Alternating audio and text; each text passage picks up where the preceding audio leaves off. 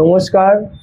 আপনারা জানবেন যে উত্তরপ্রদেশ গাজিয়াবাদের ঘটনাটা, যে কিভাবে একটা হিন্দু ছেলেকে এক মুসলমান জেহাদির বাচ্চা কিভাবে নৃশংসভাবে মেরেছে। হ্যাঁ, এই ঘটনাটা ঘটেছে উত্তরপ্রদেশে গাজিয়াবাদে খোড়া এলাকায়।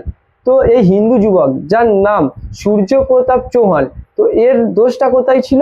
এর দোষটা ছিল যে ঈদের দিনে ওই রাস্তায় বেরিয়েছিল। এই অপরাধে এক উগ্রবাদী জেহাদি মানসিকতার ছেলে যার নাম আসাদ সূর্য প্রতাপের কাছে এসে বলল যে তুমি কখনো ছাগল কাটা দেখেছো? তো চলো আমি তোমাকে ছাগল কাটা দেখাবো।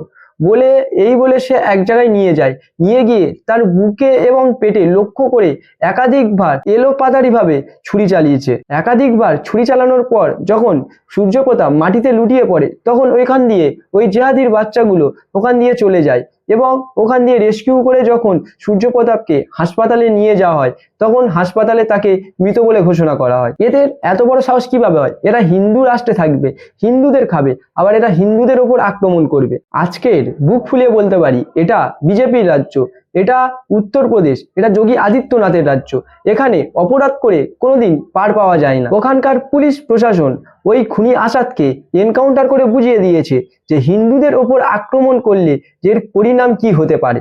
অপরাধীর কোনো ধর্ম হয় না, এই কথাটা যারা বলে তারা চোখ খুলে দেখুন যে আমাদের ঘরের আমাদের হিন্দু ভাইদের কিভাবে দেখে দেখে টার্গেট করা হচ্ছে। পশ্চিমবঙ্গের বুকে বসে আজকের আমাদের গর্জে ওঠার সময় এসে গেছে।